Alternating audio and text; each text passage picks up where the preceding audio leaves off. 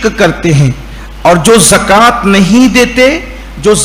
नहीं देते वो आखिरत का इनकार करने वाले हैं।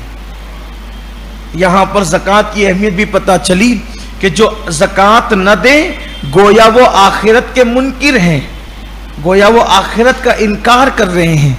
इससे अहमियत ज़कात भी समझ में आती है। अल्लाह करे मुसलमान पूरी ज़कात निकालें, मुकम्मल ज़कात निकालें। देखिए हमारे सेठ लोग ज़कात तो देते हैं, मालदार तबका ज़कात तो देता है, लेकिन पूरी नहीं देता। इल्ला माशाल्लाह बहुत सारे लोग पूरी नहीं, घाल मेल कर देते उसके अंदर। हालांकि हिसाब लगाकर एक एक पैसे की ज़कात निकालो, और हो सके तो कुछ ज्यादा निकालो, क्योंकि अल्लाह ने दिया है पूरा, और उसमें से सिर्फ 2.5% निकालना है, बस उससे ज्यादा तो निकालना नहीं है। उसमें भी लोगों की जान पे आता है, लेकिन उनका फिर हाल क्या होता है? जो पूरी ज़कात नहीं देते, या तो माल चोरी होगा, या तो कोई हड़प कर जाएगा, या तो कोई लेकर भाग जाएगा, या तो कोई खा जाएगा, या तो आग लगेगी। ये सब फिर होता रहता है, परेशान रहते हैं।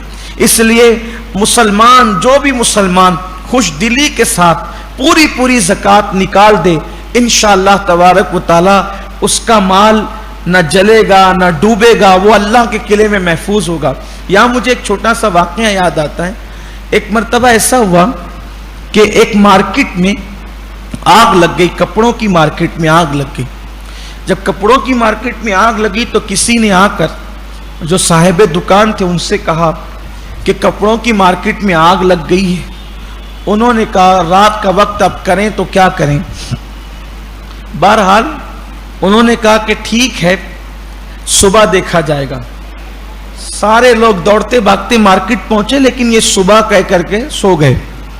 आसान नहीं होता इतना पुख्ता यकीन। लेकिन जब सुबह पहुंचे तो दाएं तरफ की दुकान भी जली हुई थी, बाएं तरफ की दुकान भी जली हुई थी, और इनकी दुकान मुकम्मल तौर पर महफूज थी। इधर भी जला है, इधर भी जला है, और इनकी लोग हैरान थे।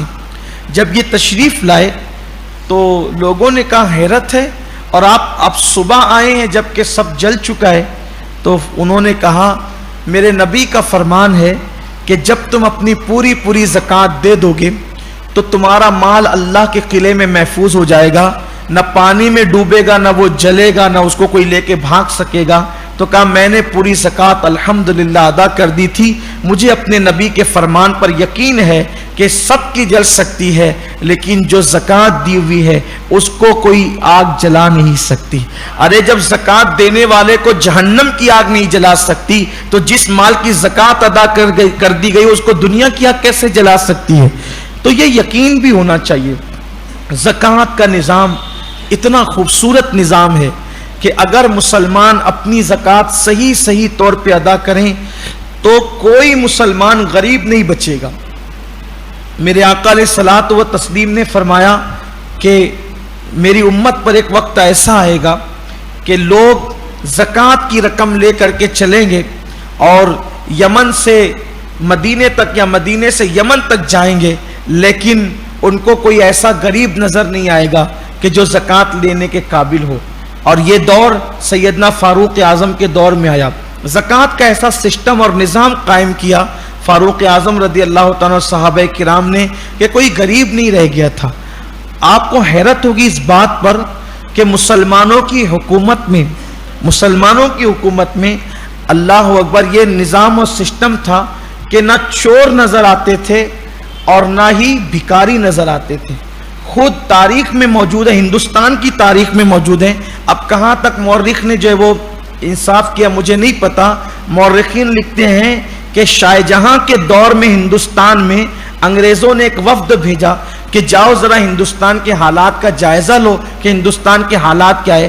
तो उन्होंने पूरे हिंदुस्तान की जो सर्वे रिपोर्ट पेश की तो उसमें यह पेश किया कि शाहजहां की हुकूमत के अंदर ना हमने हिंदुस्तान में किसी चोर को देखा और ना ही किसी भिखारी को देखा भीख मांगते हुए। ये सिस्टम था इस्लाम का सिस्टम। इस्लाम ने जैसे चोरी को पसंद नहीं किया, वैसे ही इस्लाम जो है वो भीख मांगने को भी पसंद नहीं करता। इस्लाम नहीं चाहता कि कोई भीख मांगे। तो हम एक दूसरे को इतना मजबूत करें, कैपेबल करें। और ज़कात में समझता हूं मुसलमान, हिंदुस्तान के मुसलमान तकरीबन 25-30 करोड़ मुसलमान अगर अपनी सही ज़कात निकालें तो हमारी ज़कात अरबों खरबों में निकलेगी। और वो अगर यहाँ के मुसलमानों को अरबों खरबों की ज़कात अगर मुसलमानों में तकसीम हो तो कितना अच्छा होगा।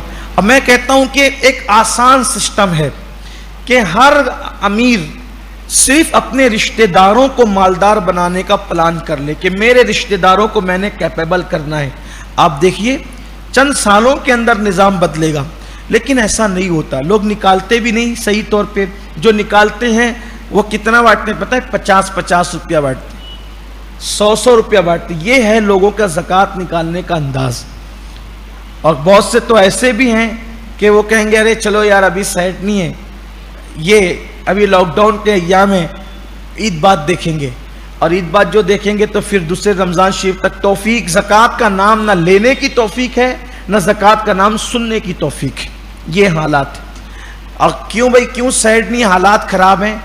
आप ईद के कपड़े तो बराबर बना रहे हो, जूते चप्पल तो बराबर खरीद रहे हो, अफ्तारी तो आपके घर में रोज़ाना एक से एक आइटम आ रहे हैं, सब चीज़ें आ रही है, सिर्फ गरीबों का हक नहीं निकालना है, बस उसके लिए कोई बहाना चाहिए। याद रखिए मुसलमानों, बराबर ज़कात निकालो। बल्कि कुरान कह रहा है कि ज़कात न निकालने वाले गोया आखिरत के मुनकिर हैं, आखिरत का इनकार करने वाले। इसलिए खुदा के लिए अल्लाह ने दिया है और उसका करम है कि उसने देने वाला बनाया है। और फिर एक दोगे तो अल्लाह ताला तुम्हें कम से कम 10 देगा, 70 देगा, 700 देगा। नीयत और अच्छी है तो अल्लाह बेहिसाब अता फरमाएगा। अल्लाह की राह में देने से कभी कम नहीं होता। तो फिर उसके बाद बयान किया गया, और अभी